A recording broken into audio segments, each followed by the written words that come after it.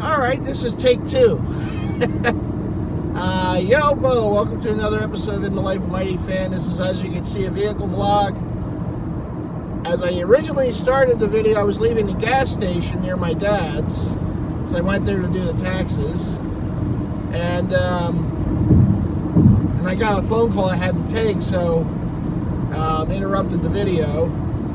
So I'm on the way to the Phillies game now. And as I was saying before the phone, I had to take the call. I originally had a ticket to today's game against Pittsburgh, and I got a message from Mitchell and Net, the flagship Mitchell and Net store, and they offered me 2 tickets to today's game. I did say, well, I have a ticket to the game, but their tickets are, and I like my seat. I really like my seat for my regular, ticket plan. But their tickets are, lower down. So I'm like, all right, well, I guess it's an upgrade then. And it was 2 tickets, so a buddy of mine, Tony, is going to meet at the ballpark.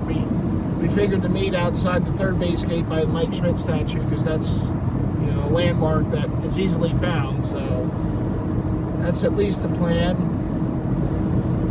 He just called me, asked if we wanted to meet outside of Chickies and Pete's. I said, well, by the time I get there, it's going to be close to the game. It's probably better to be in the stadium.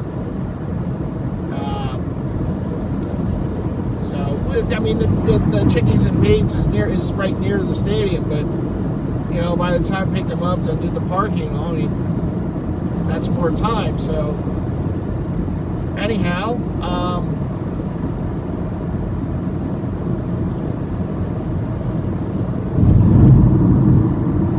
I'm on the way.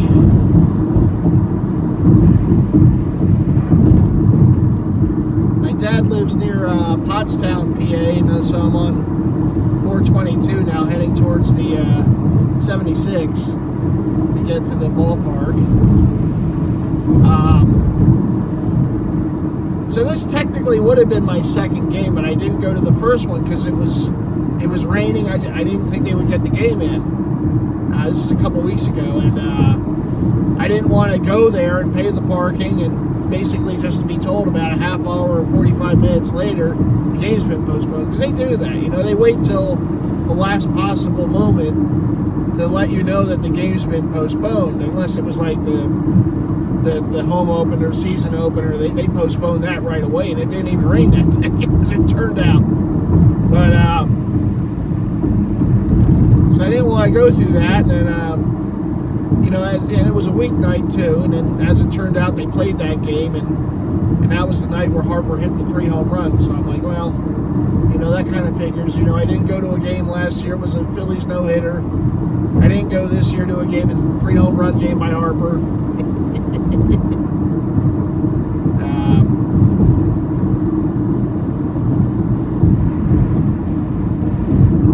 But I hate it when it rains, because it's so hard to judge if they're going to get the game in or not. If it's like a torrential downpour, obviously not.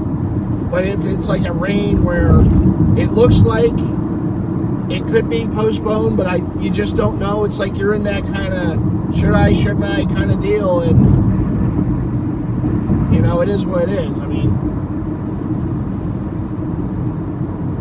That was nice of Mitchell and the flagship to offer the tickets. He said, just, wanted to do a little something just for, the years of,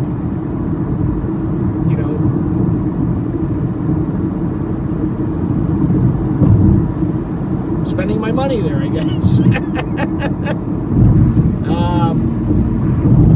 that was nice of them to do, but yeah, so I did take in the game today, and Phillies are doing their typical April, get off to a slow start. It's better than in recent years, but they're 7-7.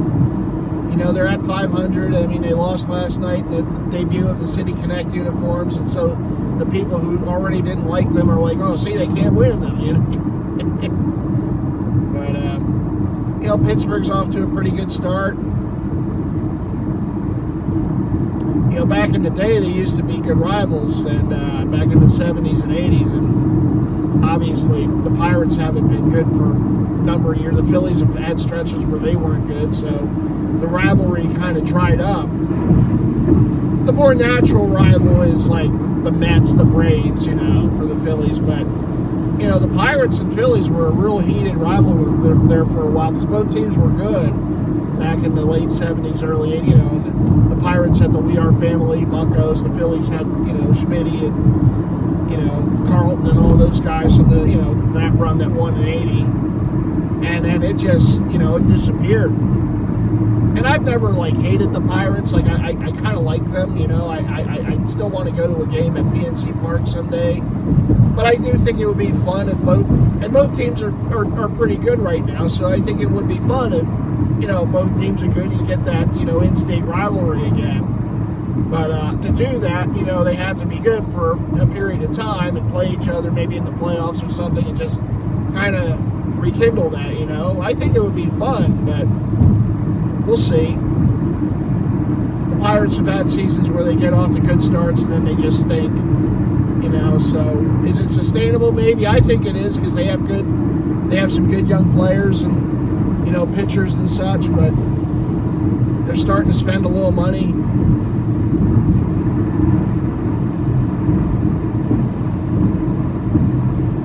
I mean, they're good for the same reason that the Orioles are good, the Phillies, you know, you're bad for a number of years, you're going to have high draft picks. Now you have to hit on them. And, you know, the Phillies have done okay. And, you know, I'd still like to see them have a bigger footprint in Latin America and Asia and, you know, other countries.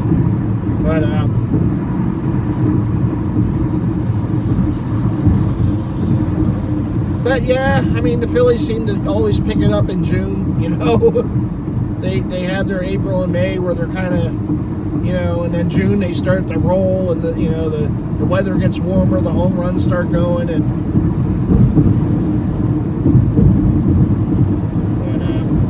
you know, we'll see. It's early yet, you know. I think this town has a real football mentality with everything, with every sport. So even though baseball is like, what, 162 or however many games, every game has looked like a football game. Like, oh, they should have done this, they should have done that. It's like, I mean, it's early April, you know? You can't have every game like a football game. I understand it with football because there's less games. Every game really means something. But with the other sports, some games I think you can because it's a rivalry game or something, or some bad call happened to cost the game, or a last-second shot or overtime goal or extra inning run or walk-off home run or something, you know. I get that, but if it's like just, you know, game 15 out of 162, you know, oh, this guy isn't hitting, he's not hitting. Give it time, you know, it's baseball. The best of players don't always produce. It's the game with the most failure rate in any sport. But, you know, I know we have a good team and they should compete for the playoffs and maybe even the division. I mean, I think the Spencer Strider injury is really going to hurt Atlanta because there are other pitchers, I don't know. I mean, you know, are they really deep enough? We'll see. They always seem to pluck someone out of the minor leagues and that's the next star, so maybe with them it doesn't matter as much, but we'll see. I think it's still big. It's a big loss for them, and that was made official today that he's going to be out the whole year. And I never wish injury on anybody. I think it's a shame because, you know, he's good for the sport. You know, he's a good pitcher and he has a nice rivalry here with the fans, and you know. But I think due to that, I think there is a possibility where the Phillies and Braves could be fighting for the division this year. I don't think it's just a layup for the Braves as usually it is. So we'll see. But yeah, glad to get over to the ballpark. You know,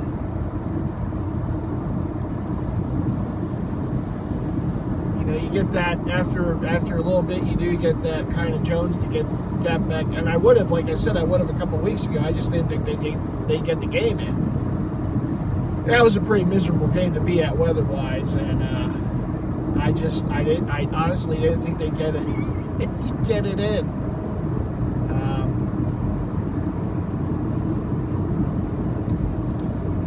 But, other than that, I mean, I don't know if it's a tease or not, but the Sixers have been playing better, obviously, with Embiid back. Good to see. They've put themselves in position where possibly, and still some things have to go right, they might not have to play in the play-in tournament. I think they won like 7 in a row. They won a big game last night against Orlando.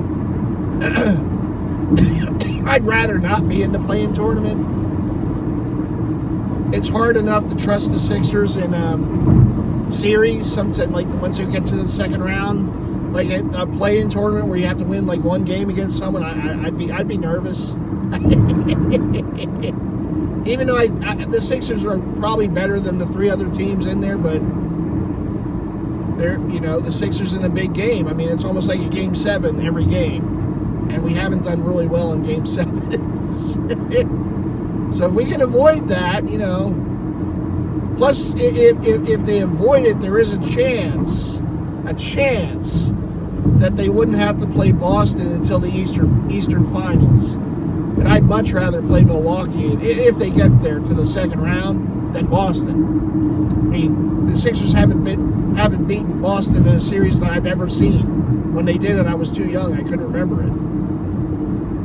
But all the series I've seen them against Boston, it's always a loss. And last year sucked. I think last year was the toughest one. We were up 3-2 with Game 6 at home, and they were winning in the fourth quarter, and then it just fell apart. And I knew they weren't going to win Game 7 in Boston. The one thing I remember about last year, it's weird the things you remember. The one thing I remember about that series the most last year was after I was at the Phillies game when they won Game 5 in Boston. And I didn't even want to know what the score was because I wanted to just see the highlights after the game.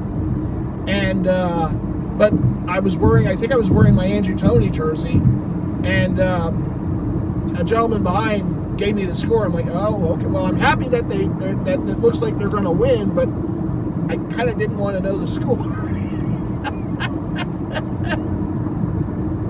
But the thing I'll always remember about that series is the Sixers are up 3-2, and I shouldn't have done this. Sometimes it's like putting the cart before the horse. I watched this thing on YouTube because it came up on my feed. It was Celtic fans after Game 5 walking out of their reaction after Game 5 because the Sixers won Game 5 in Boston. They go up 3-2, and it was Celtic fan reactions. And I thought, all right, well, I'll watch this because their reactions to that game is probably like my reaction to most playoff series with the Sixers. So I want to see another fan base suffer. So I'm watching it, and sure enough, the Celtic fans are coming out, they're interviewing fans coming out of the stadium and, at the bars and whatever, and they're, all chagrined about it, yeah, looks like we didn't get this one, and we had Celtic fans calling our sports talk radio congratulating us for winning the series. Like, it's 3-2, it's the Sixers. I mean, it's the second round. Hey, let's not get too, don't congratulate us now.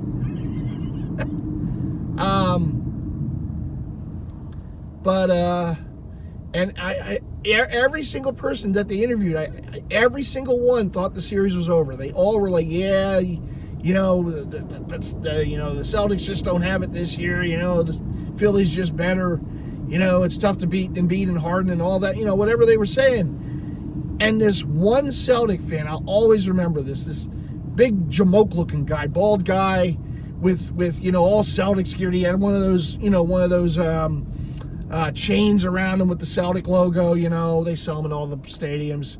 Big guy says, I got my tickets for Game 7. We're coming back to the Garden for Game 7. We're going to finish this in Game 7. And I'm sitting there and I'm watching this video And I'm like laughing at the guy. I'm like, oh yeah, you know, this is a different year. It's different this time. The Sixers, they can win in Boston, so that tells me they're going to win this series here. It's different this time. The Sixers are different this time. It's not the same old. We won that game 5. We usually lose that game. We won that game, so we're going to win this series in 6 at home. I'm like trash talking. I'm not even talking to the guy. I'm like trash talking the screen. I'm like, yeah. I know what you could do with that chain there, big guy. You know, and all this and that. And god damn it, the Celtics won games, and then they went back. And all I can think about, I hardly watched that Game 7. That was a blowout from the beginning. All I could think about was that big, dopey-looking Celtic fan. Just said, oh, we'll be back for Game 7. I'm like, god damn it. That's the type of guy I'd want them to lose. And then they lost the Heat the next round, so I thought about him again. But but I'm like, well, I mean, what good does that do me? We're already out, you know? The freaking Miami Heat can go to the finals, not the Sixers. But I'll always remember that one guy. Of all the people they interviewed, the one guy, and it was almost like they won the game. They lost. But the way he was talking, you would have thought they won that game. We're going to come back for Game 7. We're going to blah, blah, blah, blah. Bastard. But we'll see. I mean, look, all I can do every year is hope. That's all I can do as a Sixer fan. I don't know what's going to bring. I like the coach. I like the depth of the team this year. Tyrese Maxey, another year, you know, in the league, you know, more experienced. Joel seems healthy as he's going to be. You know, but it's just going to be those X factors that never seem to show up for the Sixers in those second rounds, you know. Another player stepping up, another player making plays, you know, having a this generation's Andrew Toney to stop Boston. Maybe it's Batum. I mean, if I'm the Sixers and we do play Boston, all I'm telling Batum, you see that guy who wears number 42 on Boston, just cover him. How many damn times in all these years, you would think they would learn, all these years of playing Boston in the playoffs, old man Al Horford can still get wide open for threes. Well, we got an old guy on our team this year who wears a number that's in the 40s. Okay, so maybe that's his whole job, is just wherever 42 is, cover him. Don't give him any open looks for threes, particularly late in the fourth quarter. Your job, Nick Batum, is just to cover Horford. Every time he's on the court, you cover him. You stay with him. Don't leave. We got Joel Embiid down low. You don't need to come down and double if Tatum drives to the hoop. You got Embiid to block the shot. You don't need to help. Because what's going to happen? He's going to drive. Here comes the double, and he's going to kick out the old man Horford for a wide open three. We don't need that this year. Cover 42, damn it. I don't care if he's 100 years old. Cover him. When's he going to retire? God damn it. I hope he doesn't end up like a Haslam that's just here forever. I want that guy to retire so badly. I was so happy when Marcus Smart left. And then they got Drew Holiday, and I wasn't happy after that. But freaking Al Horford is still there. God damn it. I'm more worried about Al Horford than Tatum and Brown combined. I mean, that's, you know, that's as bad as it's been with him over the years. First of all, he sucked when he was here. Second of all he does in Boston is make open threes against the Sixers in the playoffs. Then he get his sister talking trash on social media. Hate the Horfords. Hate him, even though he was a Gator. I can't stand that guy.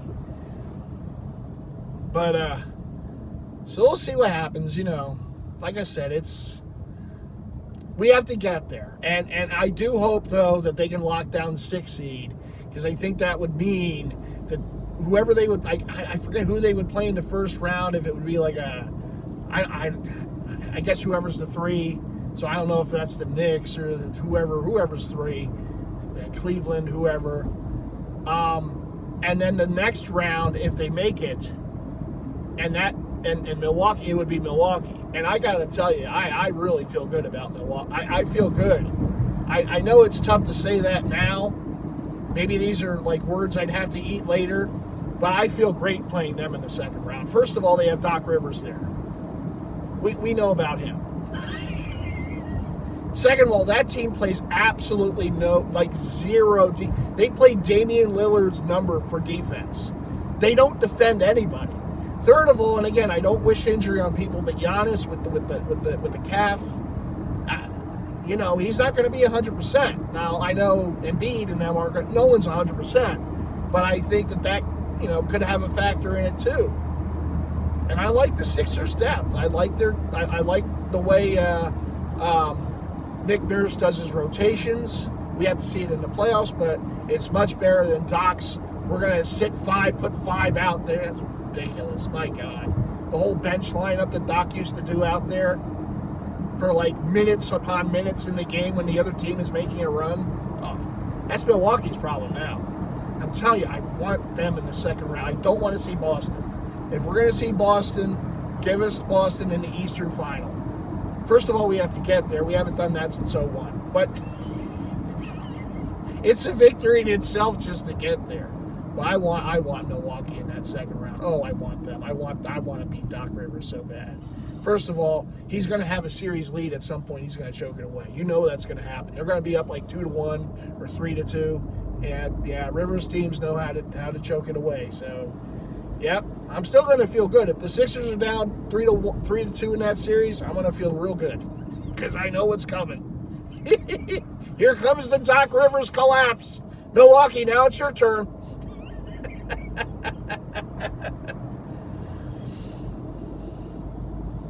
So anyhow, that's basketball. Hockey-wise, the Flyers, I guess they're making their last stand. They lost to all these putrid teams, and somehow, some way, they went to the Garden against a team that could be the President's Cup trophy winner this year, the Rangers, and won that game. Yeah. Look, this year, again, for me, it wasn't about playoffs. It was about seeing growth and with the young players and just seeing progression. Progression is what I want to see. And I saw it. So for me, this season, the shame of it is they were in playoff contention for most of the year and they did kind of choke it away. But to me, it's still a success because I did see growth with certain players, with some of their young players, and you got more experience from others. So look, I mean, it's going to take time. This isn't like a year or two rebuild. This is going to take time. And honestly, until Mishkov comes over, they're really not going to be ready to make that next step. So for me, I just want to see improvement. I was annoyed when they were losing those games. I mean, they were losing to Montreal and Chicago and Columbus. It's like, what are we doing? Why are we losing to these teams? But you got to remember, the Flyers, even though their record is better, realistically, talent for talent, I mean, they're like those teams. They don't have enough top-level talent. And that's what you need in hockey. More than any other, you need top, high-level talent. The Flyers don't have that. They don't have a Stamkos. They don't have an Ovechkin. They don't have a Crosby. They don't have a McDavid.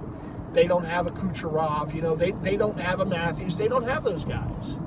And even teams that have those guys don't win. I mean, Edmonton hasn't even been to a cup final. They have arguably the best player in the league in McDavid, and they can't get out of the, most years they can't get out of the second round. So it's hard to win. It's a sport where it's really hard to win. And, it's a war of attrition. And you have to have a lot of luck, and you have to have those players. And the Flyers don't have that right now. They're building to it. And maybe Mishkov will be one of those players. That's all we can hope for. But, I understand the frustration, from Flyer fans because they did kind of tease us this year. And looked like they would have a shot at the playoffs, and then it just fell apart at the end unless some miracle happens and, The other thing I don't understand is how do these teams constantly have games at hand on the Flyers? Like, isn't it like an even league? Like,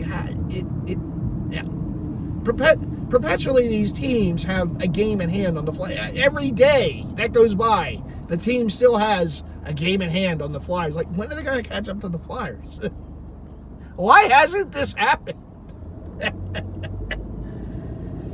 So, yeah, regardless, they have a game today against New Jersey. Then they have another home game, I believe, to end the season against Washington. But regardless, I don't think they're going to make it. I think they'll fall just short. I think that losing skid is going to be a big reason why. But again, I wasn't expecting playoffs when it started.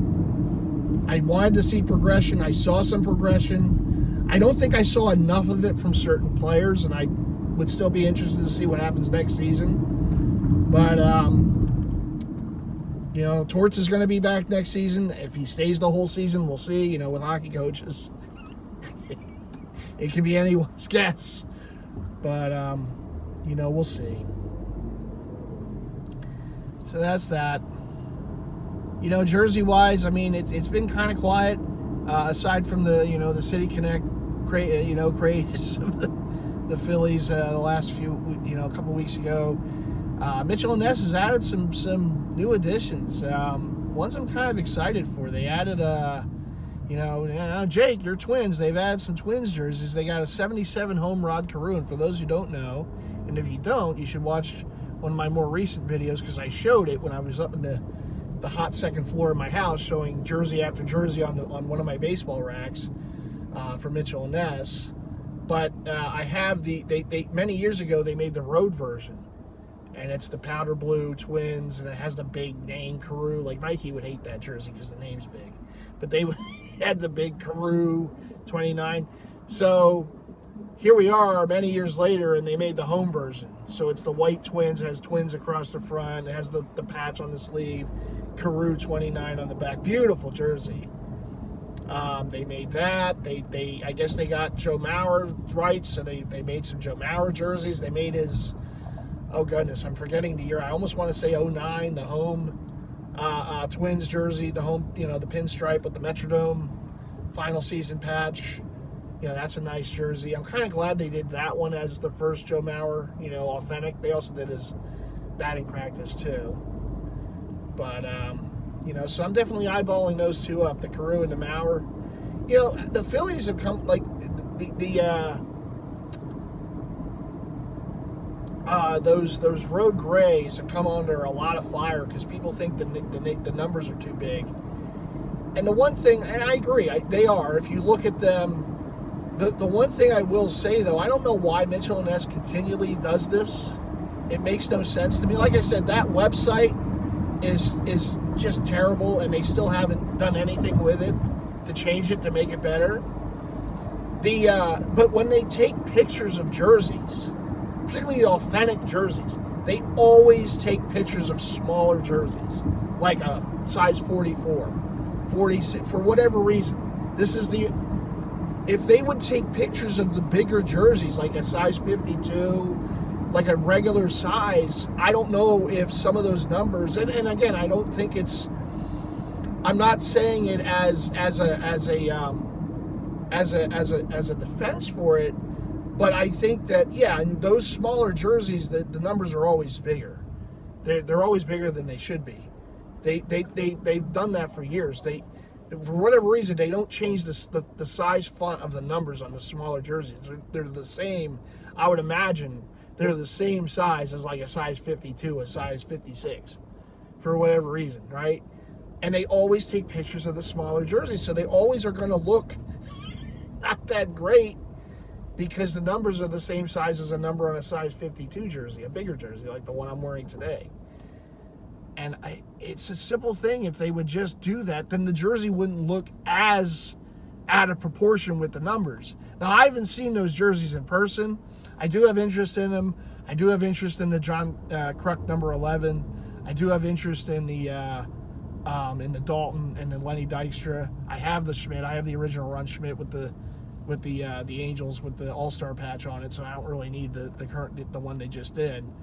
But the other three, are they're on my list and they're on the hit list, even if the numbers are bigger than they should be. I mean, it's still a jersey that, look, the only other way I'm going to get it, there is a guy on eBay with the custom Majestic jerseys. I can go that route. I have no problem with them. I have jerseys from them. They're custom Majestic. They're not, old run, Russell or whatever, right? or Mitchell and Ness, but they're custom Majestic jerseys. They're the original jerseys too. They're not the cool base, flex base ones, right? So they're basically the ones that came before those. So they did those. They did the run of the gray road Phillies jerseys too, and I got one. I got the Kruk number 29, but the problem with that, they had the wrong patch on it, on the sleeve. It should have the Independence Hall patch, and when it came, it had the 83. It had the 100th anniversary of the Phillies patch from 1983. So I have to take that to a tailor and have that one patch removed. I do have a Independence Hall Phillies logo patch, and I'll have that put in its place so it's more accurate. But that's a project for another day. But Mitchell Ness obviously did Kruk's first year with the Phillies where he wore number 11, because he wore number 11 with the Padres. He wore number 19 briefly too as a homage to Tony Gwynn. Of course, it was his teammate in San Diego for the years he was there, and then he went to the more recognizable number 29. So Krucker actually wore 3 numbers with the Phillies. So the one that Mitchell Ness made was basically his first year in Philly where he wore number 11. And the one I have from the eBay seller is number 29. So that's like a 90, you want to call that like a 1991 jersey basically. Because in 92 they switched over to what they were today. And they've had that ever since. The red pinstripe home and then the road grays. So, I have yet to see those road gray Phillies jerseys. I am interested in them. I can deal with the font of the size font of the letters. It doesn't get me as it does some other people who are just not hating on it or anything, but they're real sticklers for that stuff. Like, it has to be like what they wore, exactly like what they wore on the field. And it's like, at the end of the day, it's a replica jersey. It is a high-end replica, but it's a replica I can deal with. If the number is a little bigger, I can deal with that. I can oversee it. It's not like the color's wrong or the, different things on the jersey's wrong. But, if the numbers are a little big, okay. I'm complaining with Nike because the numbers are too small. And yes, there's been a lot of Nike jokes with those Phillies jerseys, with the road jerseys that Mitchell and Ness put out. It's like, oh, I guess they're really sticking it to Nike, making them a little too big. But again, the only other way to get those jerseys, unless you go the custom route, is to find like an original Rawlings or whatever. And if I ever see those, they're always too small because they didn't make a lot of bigger jerseys back in the day. They didn't make jerseys for big guys. They didn't. Most of what you see are the smaller sizes. And if they did make like a 52, they're very hard to find. And then for certain teams, it's even harder, like those Phillies jerseys, next to impossible to find. So I take what I can, in this regard. Whether it's the Mitchell and Ness versions or that seller on eBay with the Majestic custom jerseys. Either way, I'm fine. I have the jersey. It's in the collection. I have the original run Mike Schmidt, the 89 Schmidt that Mitchell and Ness made years ago, which at the time was the only road gray that they ever did of that era for the Phillies until recent time. I'm glad they did them. I think it does kind of suck if the numbers are a little too big, but again, I can kind of overlook that, I'm not, as some of you probably know, I'm not as big a stickler on the details as other jersey heads are. I get swingman jerseys. That's, in some circles that's frowned upon. I just don't care. If I want a jersey, I get it. It's just, that's how I am. I believe in simplicity. If I like something, I buy it. It's my money. If I want to use it on something, that's what I do. That's how I've always lived. The other news for Mitchell and Ness is with the Blue Line collection, it looks like they're starting to make stitched, they're still replica, they're not authentics, but the stitched Blue Line jerseys. I know there was, at least one of the guys in the hockey jersey circle on eBay who just put out a video on it the other day. And I even put on there, I said, see, you just got to be patient. Everyone was complaining because those jerseys were not stitched and Mitchell and Ness wanted $200. Now, you can always find deals. Always. Mitchell and Ness is run by Fanatics. They have deals every month. every month. Now, not everything's part of it, and there again, that's one of the problems with their website, because they prolongingly keep things in the new release section way too long. And whenever they have sales, for the most part, the items that are in the new release section aren't part of it. They're excluded. But you just have to be patient. You gotta wait. You gotta look around. They're on Fanatics. Fanatics has sales a lot. Those are included. You know, realistically, you don't have to pay retail for just about anything. Yeah, it's different when it's like an exclusive player like Jordan, Kobe, but even those jerseys you can find on sale. And you can find deals for them on eBay or Poshmark or Mercari. And you just have to look. That's all it is. I tell people this all the time. You just have to use your eyes. You have to be patient and use your eyes. If you want a deal on something, there's a deal. You just have to find it. If you're in the groups on Facebook, people sell stuff. They give you deals. I mean, paying retail, like I said, it's like I said in those videos where I'm showing the whole Z-bottom rack of jerseys. I might be able to count on one hand how many jerseys in the entire second floor of my house that I paid retail for. It's just not a lot, and you don't have to. There's so many deals. It's like waiting at a train station for the next train to arrive. They just did a deal for NHL Mitchell & Ness for the blue line jerseys. I didn't take advantage, but I'm like, all right, I'll just wait till the next one. There'll be another one. More than likely next month, there'll be some other deal. But the big complaint was, yeah, they're $200 and they're not stitched. And I'm thinking, you know, yeah, but these are replica jerseys. It's basically the Fanatics jersey, what they do for their breakaway jersey. And that's what Mitchell & Ness. Now, their price point's a little higher because that's their brand name. It's Mitchell & Ness. It's not Fanatics. It's Mitchell & Ness. So you're paying a little extra for the brand name. But you've always paid extra for the brand name. Every single thing that Mitchell & Ness sells, you're paying a little extra for because of their name, because it's a brand.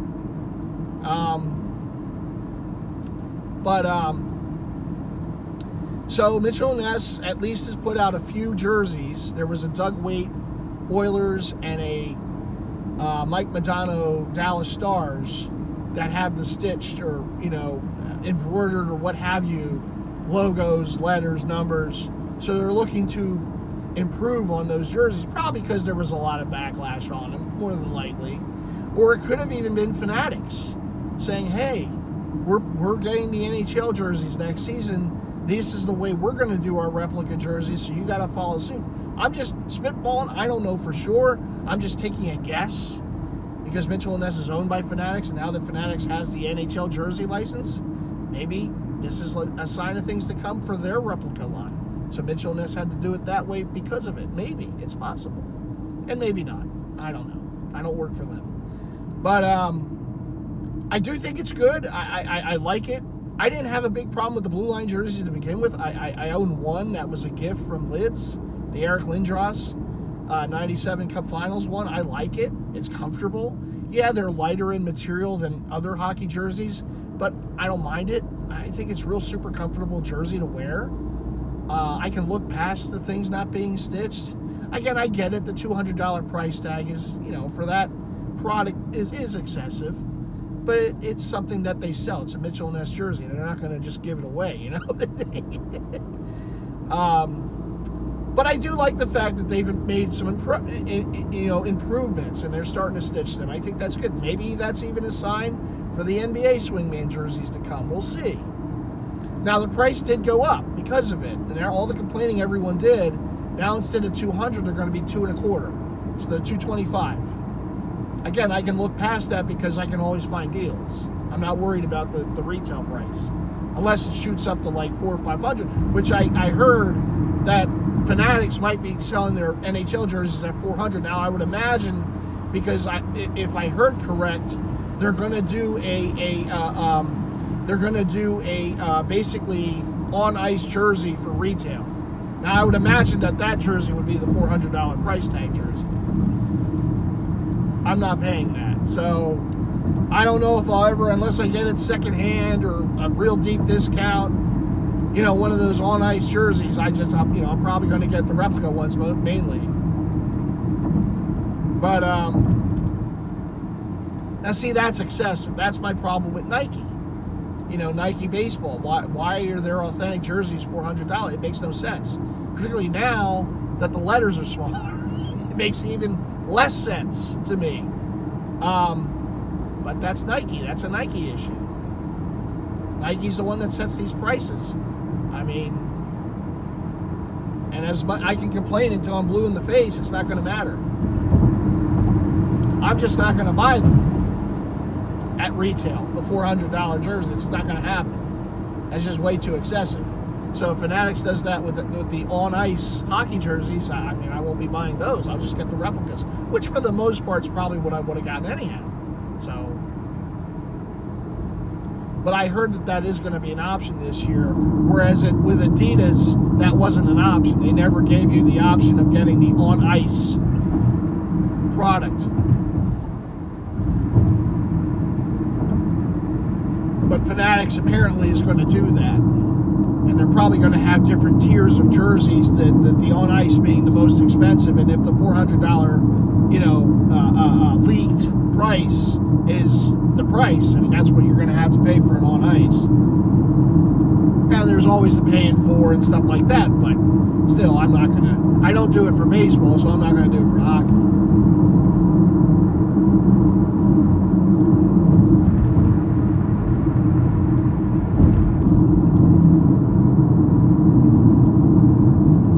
The other thing I noticed, and shout out to Rez, he's the one that alerted me to it. Now, at least this was some weeks ago. I don't know if it changed, but the paying for option has gone away with eBay for PayPal. So if you buy something on eBay with PayPal, you don't have the paying for option anymore. I don't know why they would take it away.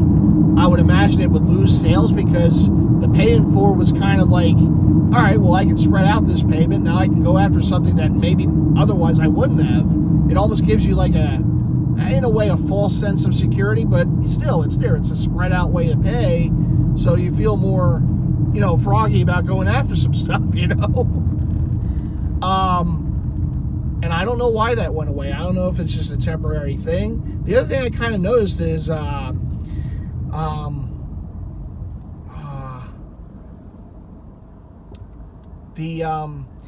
an offer, for a best offer, before, and this wasn't eBay, this was somewhere else, I think it was Macari, where you can give the offer before you couldn't pick.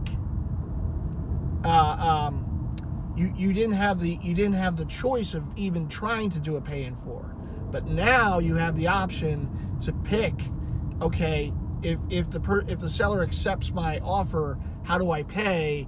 And one of the options is eBay, and there's another, I believe, sub option for paying for with eBay. So I thought that was cool, because that was a bit of a deterrent too. I'll be honest, if it was an item that was a little pricey, and even if I made an offer, it would still be a little pricey, there was no paying for. Because basically, once they accept the offer, it gets paid. If you say, okay, use PayPal to pay it, it would instantly pay it. And you never had the option of, the paying for. Got a little hot in here all of a sudden.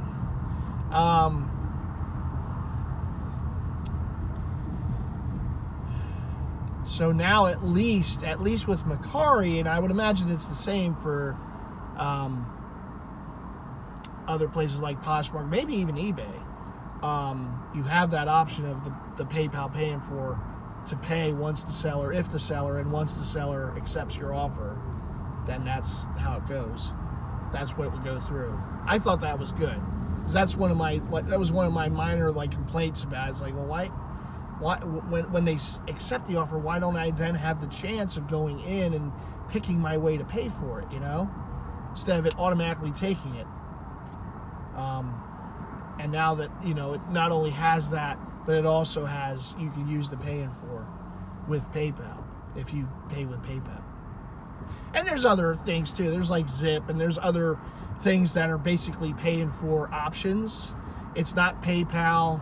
It's a whole nother service, but it's exactly the same as the paying for. It's you paying for, but it's just not with PayPal. It's a whole nother system.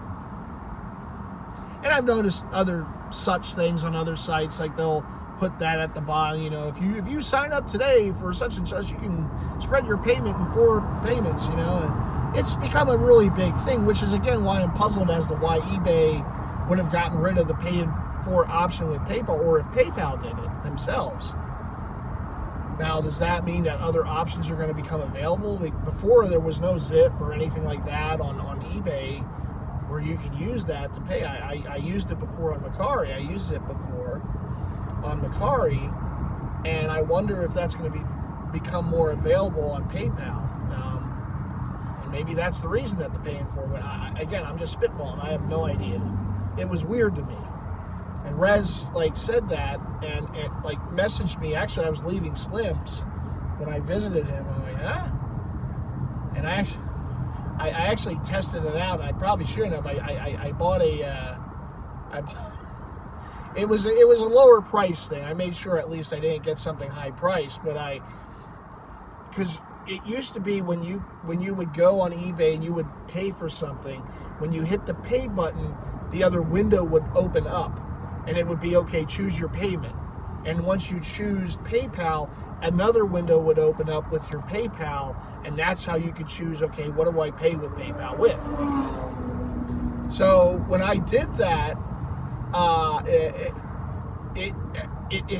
had the pay now button because it was an item that you could just do a pay now, option instead of, it wasn't an auction or anything. It was just a pay now listing. So I hit the button, and then I hit the pay button. I made sure it was on PayPal, and I hit pay, and it didn't go to the next step. It just paid for it right away. I said, oh crap. Now again, it wasn't an overly pricey item, but it was like, I really didn't want to, I was just testing it. But it was an alternate mustard yellow Chris Letang Penguins jersey. And I said, all right, well, this is kind of cheap on my list. Let me just test it out with this. And yeah, so that's in the collection now. Wasn't planned. I didn't really want it. Wasn't something that I was going to go after right away. Just I used it as the guinea pig, and yeah. Yep. Oh,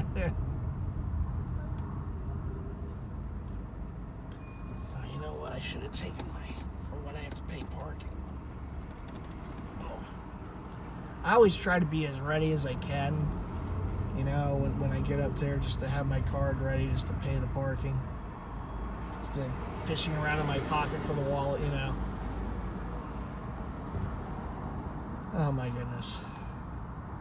Yeah, we're on the Schuylkill. We're gonna get stuck in traffic. That's what's gonna happen. It's Saturday afternoon. But again, this was the more direct way to get to the stadium for my dad's. I told Tony it'd be about 40 minutes. So it's probably gonna be longer than that. It's already longer than that. So if he calls, we're gonna have to interrupt another video. Because I still have a little ways to go. I have to go from here. I have to get to get to the city. I have to get on Market Street and then Broad Street, and then I go down to the stadium. In South Philly, the sports complex. So I guess, overall, Mitchell Ness has done some interesting things. Like I said, I like the Carew and the Maurer jerseys. There were some other of the Phillies, the Road Grays. I know they also made the turn ahead the clock. There's still some debate about the Astros. I heard they wore. I remember them wearing them in the turn back the clock game. Some people said they didn't. I don't know. I know they made that Griffey when they put out the Ichiro last year, the turn back the clock Mariners, and Griffey didn't wear that jersey because he retired before that game. But I don't know.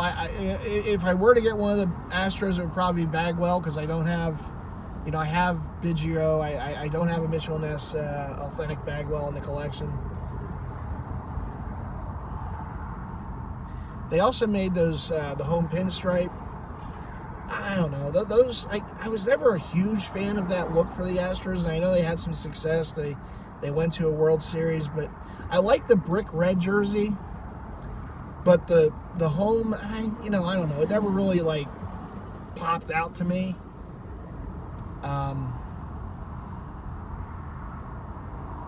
So I would take the throwback Tequila Sunrise over it. Now, if they ever make the one, I think one would be cool if they made it with that space shuttle. They put a patch on it for something about the space shuttle.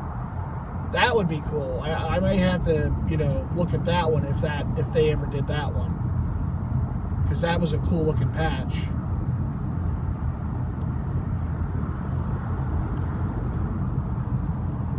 Oh my! I hate sitting in traffic. I really do. So this sucks. I still have a ways to go.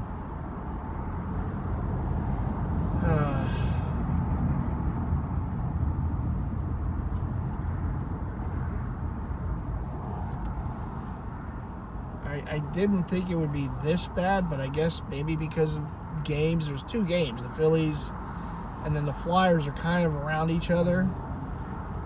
But this is probably just normal Saturday traffic here. Oh my. But I had a good time last week, and my buddy John came over, Big John from the Jersey Head community from Mississippi. I really thought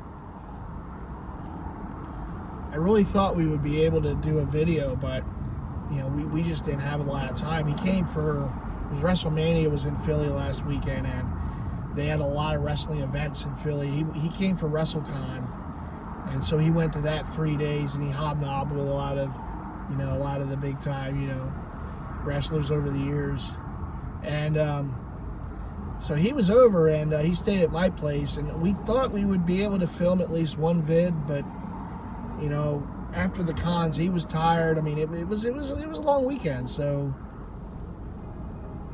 we never did get to making a video, but had a good time. I introduced him to Lee's Hoagies. I made sure he had that experience. He liked it.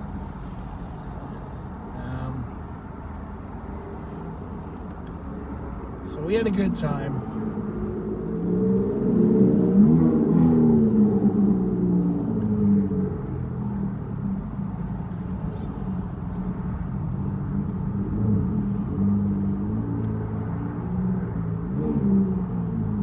These guys are on those big tricycles. The 3-wheeled motorcycles. I always call them tricycles.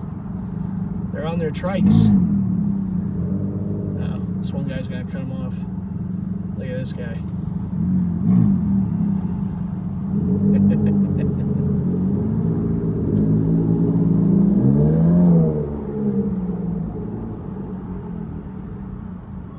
Cut off the tricycles. You can't do that. The power trikes. Oh my God, I hate traffic. I really do.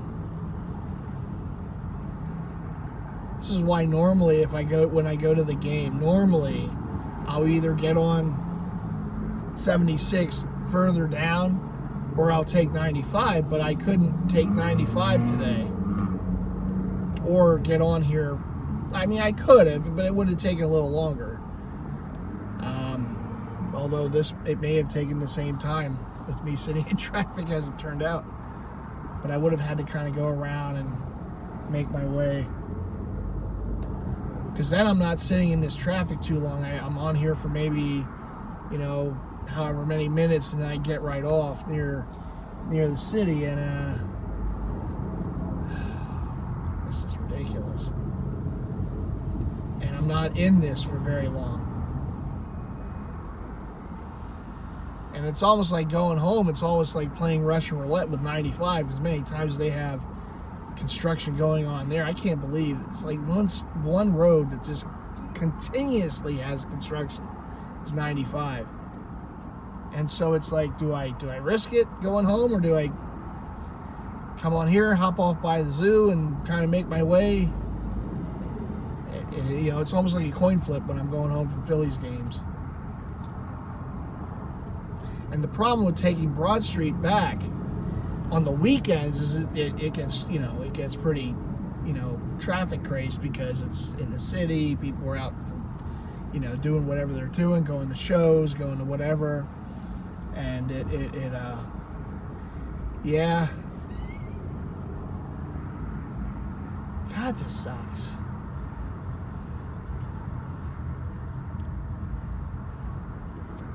Is that a cop up ahead? Is that why everything's backed up? Well, they're doing construction here too.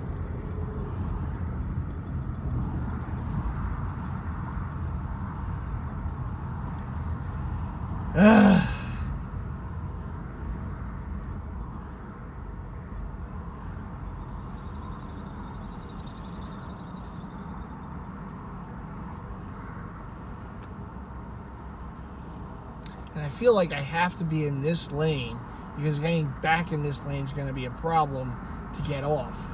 But the problem with being in this lane, which is the right lane, is where people are merging in. But it's like when I get where I have to get off, how easy it's going to be to get back in here so I can get out of it, Decisions. Oh my God, man. This is ridiculous. I also feel bad for Tony because he's going to be waiting there a while, but didn't expect this. I mean, I knew there'd be traffic. I just didn't expect this much traffic. Because there's really no other events for something. Like, I can understand if it's like WrestleMania and all that stuff that was going on. There would be, like, I don't think there's anything really going on other than the sporting events in town. There could be, but there's traffic everywhere. There's traffic, people leaving on the other way, on the other side. This. But I'm glad the taxes are done, Little return. I didn't owe anything, so that's good.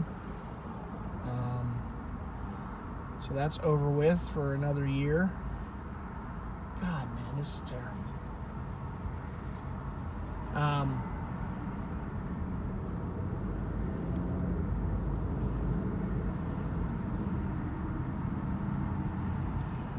And no, the return's not going to jerseys. It's going to go to help pay my bills, which I have to make sure these bills are paid.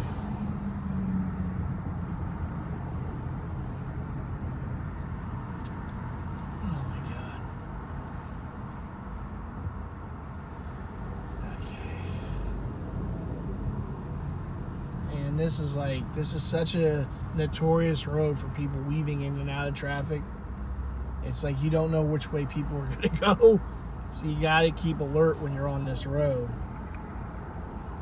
People drive like maniacs.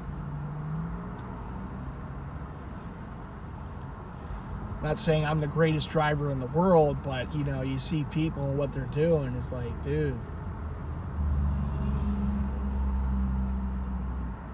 I overdressed.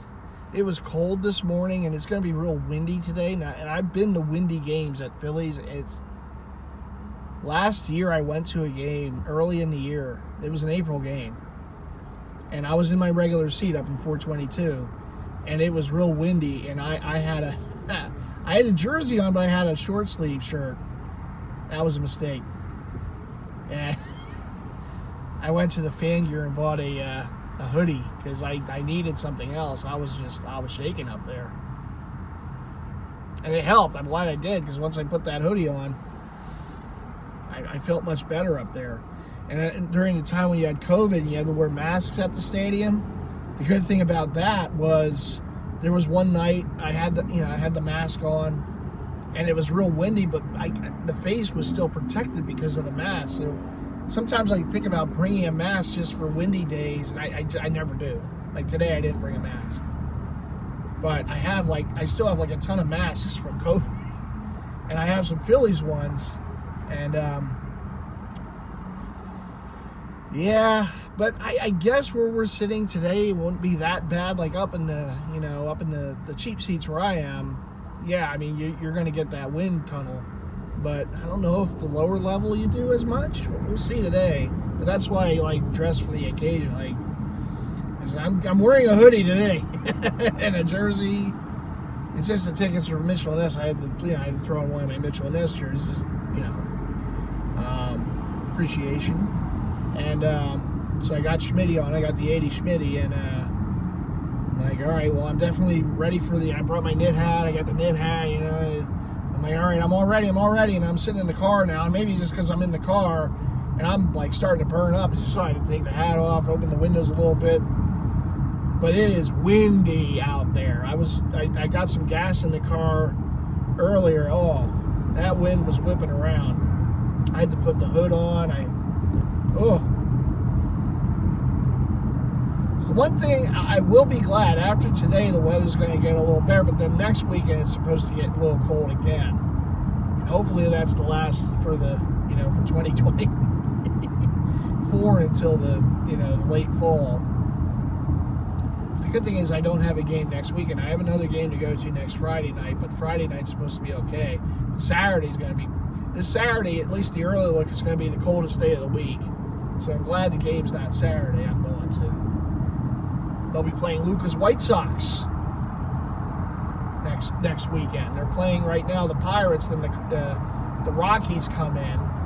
Oh, hell, I have to... Oh, shit. I forgot this turns into 2 lanes. No, it doesn't. Oh, yes, it does. Because that lane's a turning lane, I think. Anyhow, we're doing okay. Is it? Wait a minute. Did I do the wrong thing? Oh, now you're gonna... Okay, nice turn signal, idiot. It wasn't. Okay, I was wrong.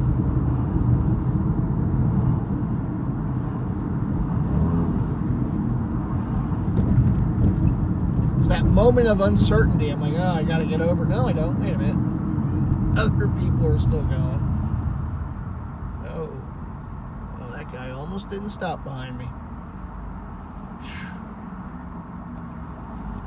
That's scary, man. When you see someone coming up that quick behind you, it's like, oh shit.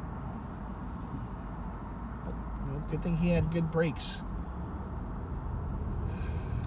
Did I tell you I hate traffic? I mentioned that, right? Yeah. See, this is normally, you're not seeing it, it's off camera. This is normally where I would come in. Normally when I come in, I go past the zoo and I come in, or near the zoo, and I come in from here to 76. And I'm only on here for a brief time if I come in from here, but I came in at the beginning, coming off of 422. I'm sure if I used GPS, there may have been some back ways or something it would have taken me to avoid this.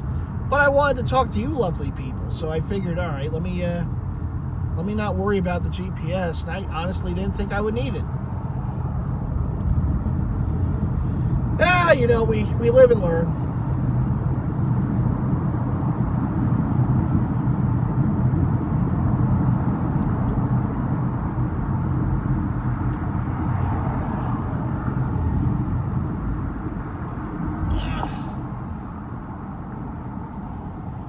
Start and stop, start and stop, start and stop. Man, I hate this.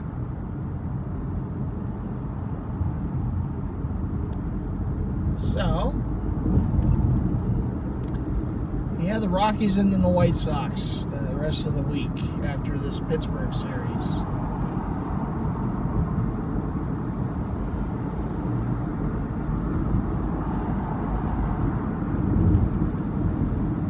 It's funny, last night, or maybe the night before, I think it was the night before, on the Phillies broadcast, they were talking about they made mention of the batting practice hats, and Tom McCarthy, who's the play-by-play announcer for the Phillies, said that the Pirates are wearing their pillbox hats as the batting practice. And I don't know, maybe it's just the hat, nerd in me. I said, no, wait a minute, T-Back, that's not actually correct. Because the hat itself is not a pillbox hat. It has the stars on it, but it's not the pillbox hat. And then they like showed someone. I tell you, the people who do the camera work of the Phillies are always on it, like always. Like no sooner than they say that, they think about how many, thousands of people were at the game, right? Instantly, the camera found a Pirates fan wearing an actual pillbox hat. I'm like, yeah, that's the pillbox hat. Like, I have pillbox hats, and I have a Phillies one too, because the Phillies wore a pillbox hat for one season in 1976. A hat which they brought back years ago when they wore the 76 jerseys as the 80s night throwback, and they wore the pillbox hat. And I do have that hat. I'd like to see it again, to be honest. It was a nice hat. But yeah, the Pirates this year, I still have yet to get the hat. For their batting practice, it has the stars on there, made famous by Willie Stargell back in the We Are Family days. And so it's not exactly a pillbox hat. It's a regular hat, but it looks like it has the pillbox. It has what was on the pillbox hats, those stars.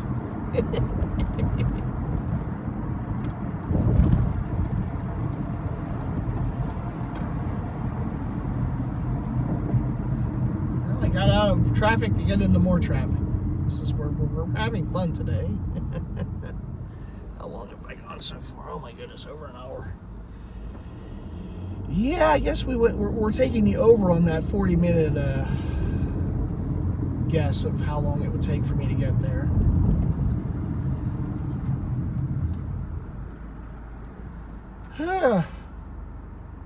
Oh my, oh my. So I'm going to get there probably after first pitch.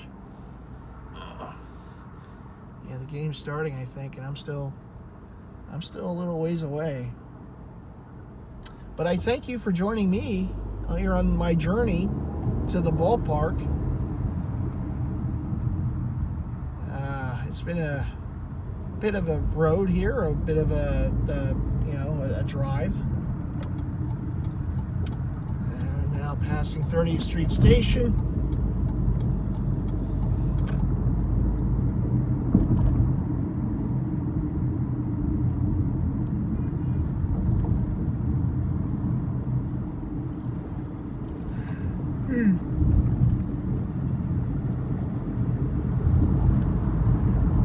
I want to give a shout out to my buddy Slim. Slim has been doing really good work. He's been walking every day for this is going to be 53 days in a row. Some days more than once a day. And he has lost some weight. He is now under 300 pounds. So he's really going to be living up to that Slim name pretty soon. But he's doing wonderful work. I'm happy for him. I need to do more. I need to start working out again. I've missed it, and then I don't. It's one of those things where you get like a mental block, like a hang up. I don't know what it is, but it's something I need to get better at. I have cut down a bit on my soda consumption. I can never be without it completely. I'm too big of a Mountain Dewsman. I can't just not have. But so I've cut it down to at least one can or glass or one of those, not 2-liter bottles, but the bottles you can get at the convenience stores, one of those. And there's so many new flavors of Mountain Dew coming out. I still haven't found the latest Baja Punch ones, but Point Break and whatever the other one is. But then there's some summer ones coming out, but I'm trying, little by little. It's the old saying, Rome wasn't built in a day. It's definitely going to take some time, but it's things that little things that you can do to make a difference, and I need to do better. I felt bad. There's just things I need to get better at, and I will. I've pretty much made that determination, and it's going to take a while. I don't know if this is something I'll completely document on YouTube or not. I'm a little, I follow a lot of people who do like, workout vlogs and all that kind of stuff. And But I don't know if I could ever do that. That's not. I'm a little too bashful for that. Yeah, I don't know. The thing I always marvel at is all these people. They look so incredible, and they always say, "Oh, I don't look good today." It's like, dude, I mean, you don't look like me. I mean, you have like a freaking 8-pack, and you're looking like sculpted out of stone, and oh, I don't look good today. But that's their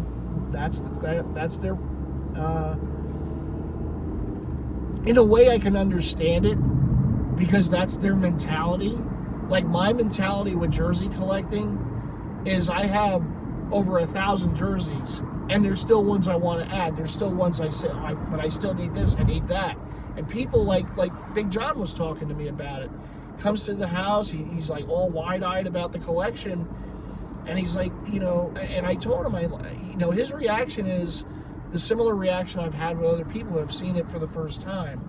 And I'm like, it's funny because maybe just because I'm around this every day, when I come home and I can't not see that, it's down in the man cave with me, or it's upstairs whenever I go upstairs. I see it, but it's not like I'm happy with what I have. I don't want it to sound like I'm not. But it's not like an awe-striking thing with me. It's not like something where I see it and I'm like, oh my, look at, Sometimes, yeah, I mean, I see the racks and it's like, man, it's great to have this jersey. You get different ones out. I'm glad to finally have knocked this one off the list or what have you, right? I'm happy to say I really don't have any grails anymore. So that's a good thing. But, I'm never, it's a never satisfaction. You're never quenched. And it's the same in the fitness community. Those guys and gals in there, they're never satisfied with how they look. So in a way, I understand it, but it's always kind of weird when I hear them saying it, or they'll put something on Instagram, not looking good today, not feeling. I'm like, dude, I mean, what? Dude, I mean, what's not? I don't know. But I get it. It's a mentality. And, the people who do that is the same with the people like me who collect. There's a mentality to it. There's a never-ending quench. You're just never satisfied. So I understand it. Oh, my goodness. All right, I can go forward.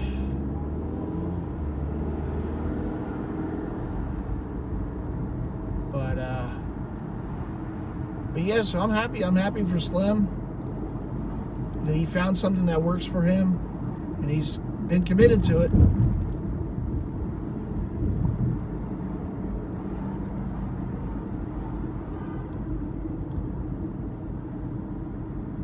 And, this is going to be a long vehicle vlog. We're just passing City Hall now, and, of course, it's backed up here. Alright, I know. I have a horn too. See, I want to stay here because I have to get off at Broad. I have to make this turn. I guess I could be in this lane.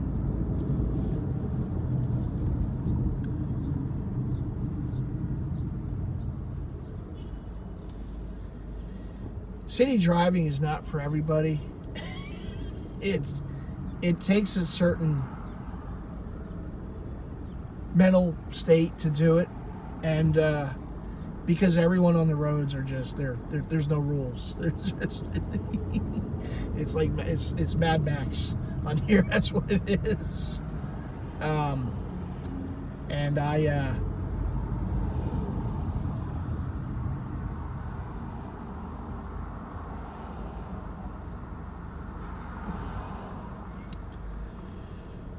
particularly certain parts of the city, it definitely is. It's an acquired taste.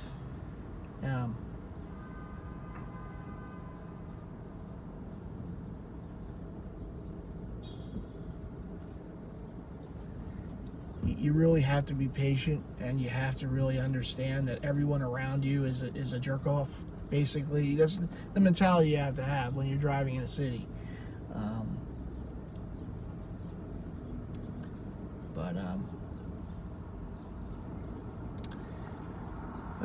So we're getting on Broad Street here, so it's at least the last road I have to be on to get to the stadium.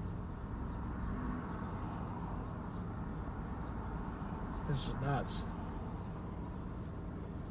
But it's middle of the day on a weekend on a Saturday, so it makes sense. God, my mouth is so dry, I can't wait to get a drink. Come on. There you go. I let you get in front of me. Now you gotta go.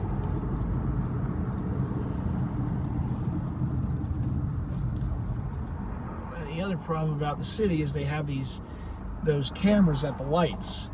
So, you know, if you get stuck in traffic and you're in the middle of the road, you know, you're going to get a ticket because they're going to take a picture of you, of your license plate. So you got to be careful with that too.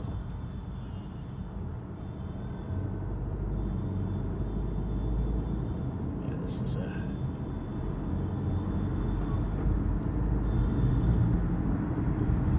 got cops ahead.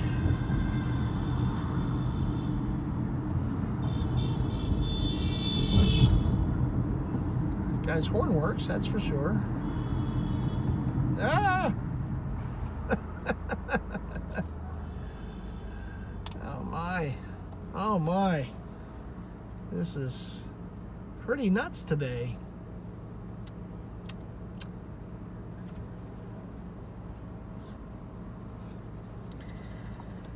Ah, the SEPTA, you're going to turn there too, huh? Yep. Yeah, so they're doing the construction over here, which is why they got that road closed. This is that's is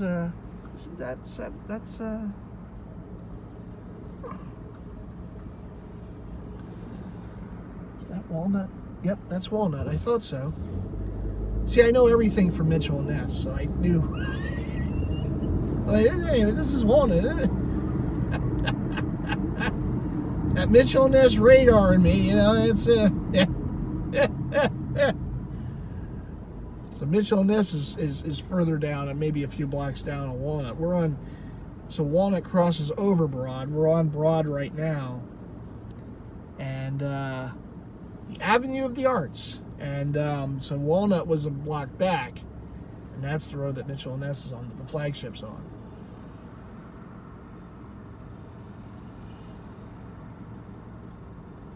And if I go down the other way, I can get to their corporate headquarters, which is where they have that clearance shop that is by appointment only.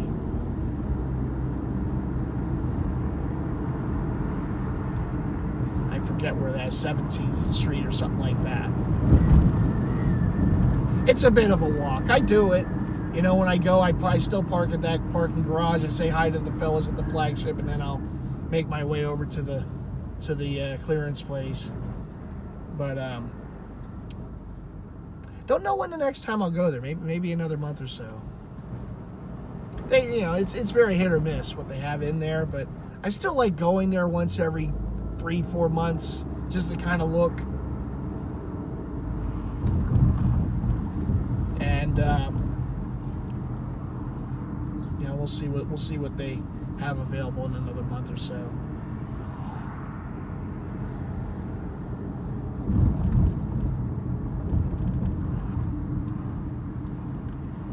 We're getting there.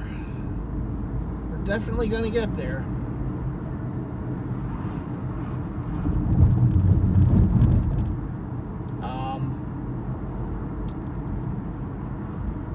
I can't believe it's already April. It's like, dude, it's like, man, this year's really flying by already. 4 months into the year. And before you know, it's going to be May, and it's just... But I look forward to June. I'm going with my buddy Mark M. We're going to go down to visit Slim for his birthday. And, you know, have some fun down there with Slim, and that should be a good time. Talked to Slim last night, you know, and Mark's already looking forward to the Golden Corral.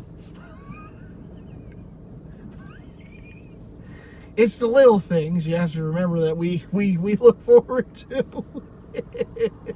there's no Golden Corrals in here. And I go there when I go to Maryland with Slim. Oh, that breakfast. Oh. Ooh, good stuff. So that's one of the things we'll do. I just saw, this is me talking, oh, you got to work out more and everything. I just saw that Burger King put out a new, like a frozen blueberry cotton candy. Now, I just tried the other day. I call it the creamsicle, I don't know, orange cream or whatever it was, the new Wendy's Frosty. That was a nice side. I like those orange cream type stuff, the creamsicles or whatever you want to call them. I like that flavor, and Wendy's did it in a Frosty, which is good. It's very, very tasty. It's a tasty item. I don't know, it's limited time. I would imagine at least through the spring. I would hope through the summer. That's really like a spring-summer flavor. So I know around the summer you start to get those orange cream tasty cake pies come out at local, Wawas or what have you, or stores, grocery stores. I like those. Like I said, those orange cream, the creamsicles, whatever you want to call them, I like that. That's one of my favorite flavors. You get the ice cream, you get whatever. It's a really good flavor. And when I kept seeing that darn Wendy's commercial for the whatever they call it, I forget what it's called, but it's an orange cream flavored Frosty. And when I went to Wendy's last week, I made sure to put an order in for it. But I want to try that I think it's blueberry or raspberry, whatever it is. It's blue. It's frozen cotton candy. So I imagine it's like a Frosty kind of thing for Burger King. I'm not a huge sweets eater. Like, honest to God, I know I've just been talking about sweets for the past couple minutes, but I'm not like huge into it. But there are just certain flavors and it's like, yeah, I gotta try this or I gotta just get it. You just get a craving for it, and Lord knows there's enough of it around. They keep putting out all these different flavored ice creams and different stuff and now it's basically at these fast food places, they're all trying different things. Oh my.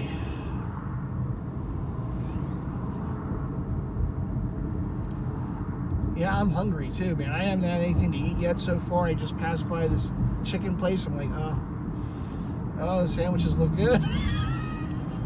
Tony, this is going to take a little longer now. I don't know. I'm debating on what to do. It's my first game of the year. Usually my first Phillies game, I usually try to get hot dogs because that's like the ballpark staple. So I'm thinking it's going to be a hot dog day today, even though there's no BOGO or the whatever. But I'm thinking it might be a dog and pretzel type of day.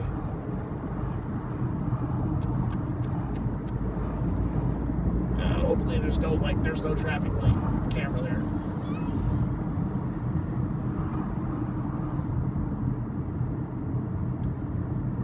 But I'm happy for another season here. I'm happy that we're in another season, even though the Phillies are kind of up and down. But I think they'll get it together eventually. They usually do in recent years. I think they have solid pitching and they should have enough bats to get it done, even though they're as it is with any lineup, they're very inconsistent with hitting. But it's April.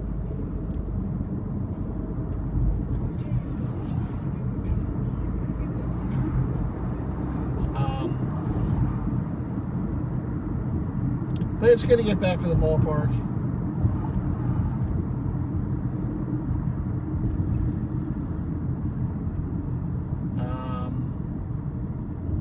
I guess we pretty much ran the gamut today. I mean, I had a long drive here, right? So there was enough to talk about.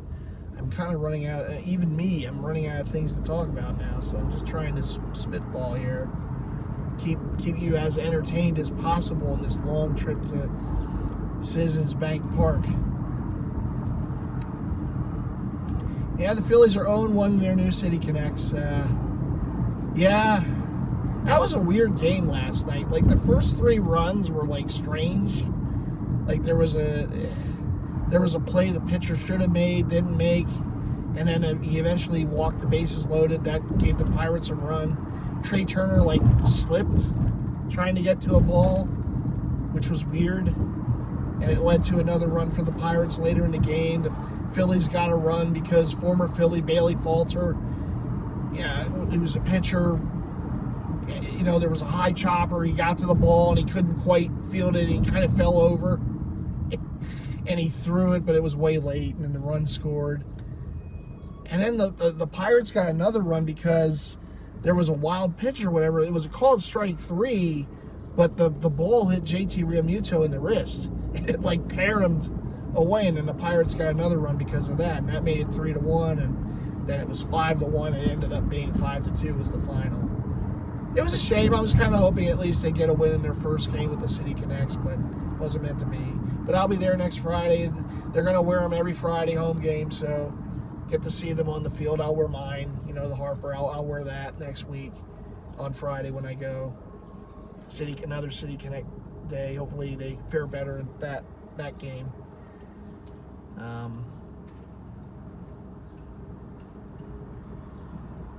But that's baseball, man. That's why I think it's I just enjoy it because you just never know what you're going to see. It's one of those sports where anything can happen at any time.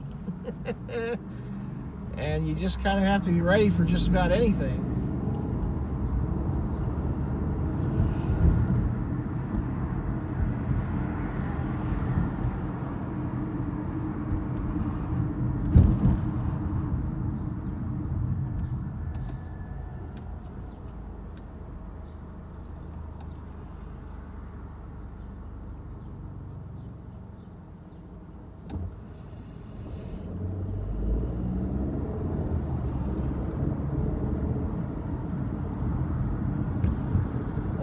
We are getting closer.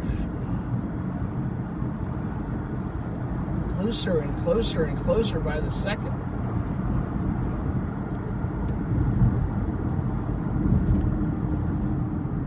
So yeah, that was disappointing. I was kind of hoping they, at least would get the win in the first day with those uniforms.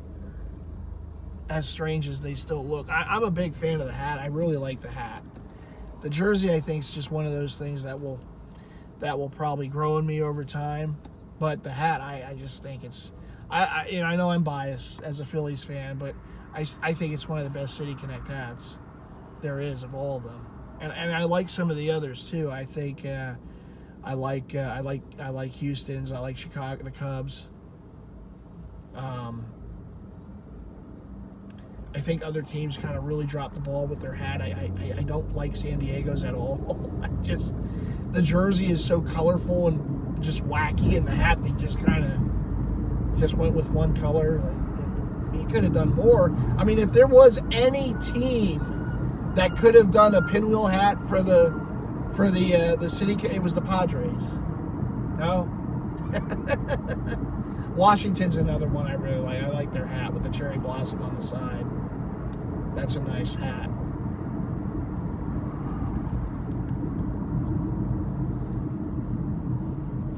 Seattle, I think, has a decent hat for the City Connect.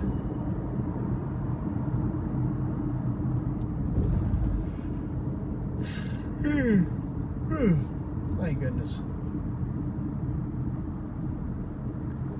Almost.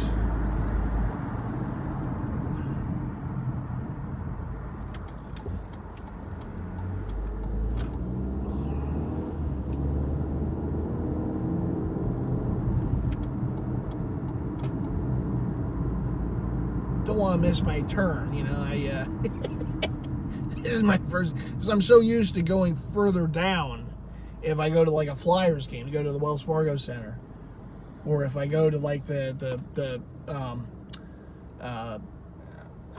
clubhouse store for the Eagles is at the Link, so I'll go further down, or even to the clubhouse store for the Phillies, I go further down. But where I usually turn for my ticket, for my to go parking is a block ahead, so I gotta remember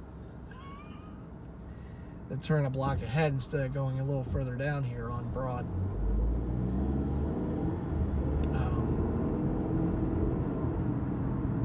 this one. Is it? Huh? We're gonna try. It's not this. It's the next one. Okay.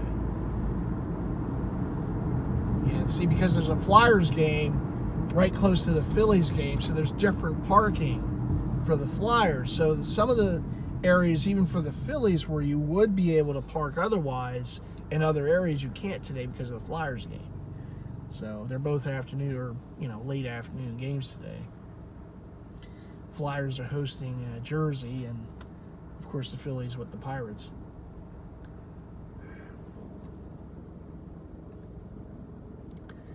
Okay. Now we just need this light to turn. All right, I see a cop there, but they're not blocking. No, they're not blocking this. They're not blocking this.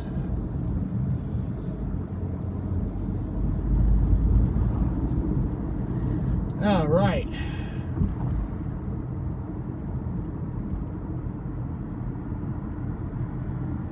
We have to go over. All right, this is different. It is what it is.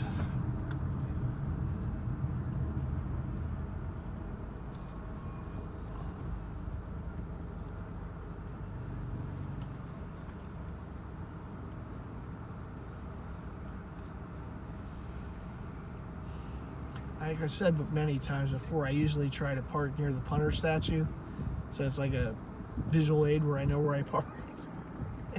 It's a landmark.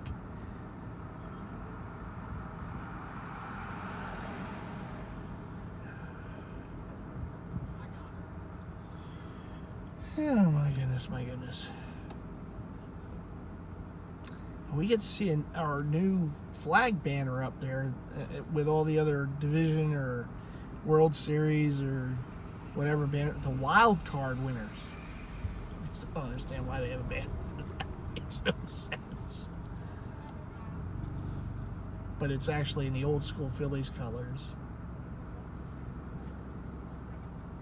It's like a participation trophy banner, but it is what it is.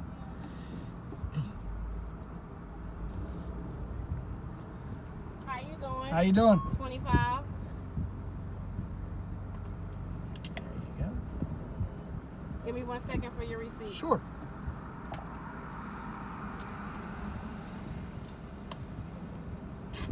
Thank you. You could go left or right. Okay, have a good one. You too.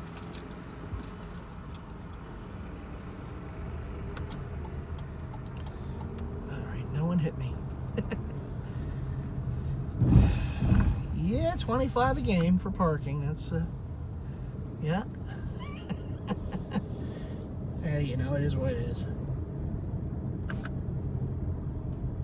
All right, so there's the punter. Now, I am a little late, later than usual, so I'm probably not going to find a spot right away. But there's my buddy, the punter. So let's see if I can find something here. I don't think I can. I don't. Yeah, it's not looking promising.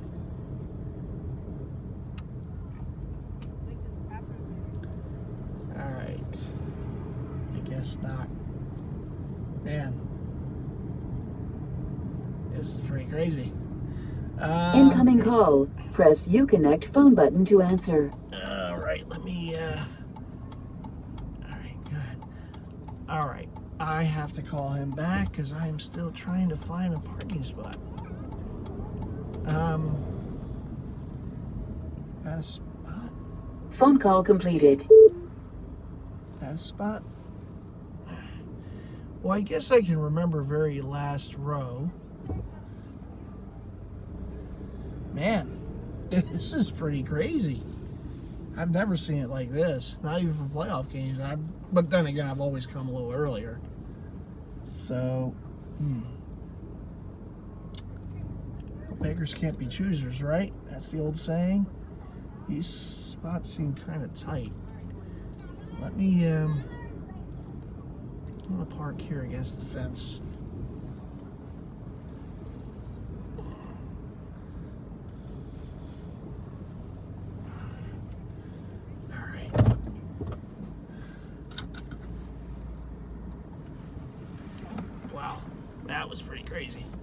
I've never had the park this far away, but it is what it is. All right, I better call Tony back, but thanks for joining in this marathon. But I appreciate it as always, and what do you always have to do? Leave those likes. Make sure you subscribe if you haven't already done so. Hit the bell icon to be notified to all future content from yours truly. Let's go Phillies! And I will see you in the next vid. All right, everyone.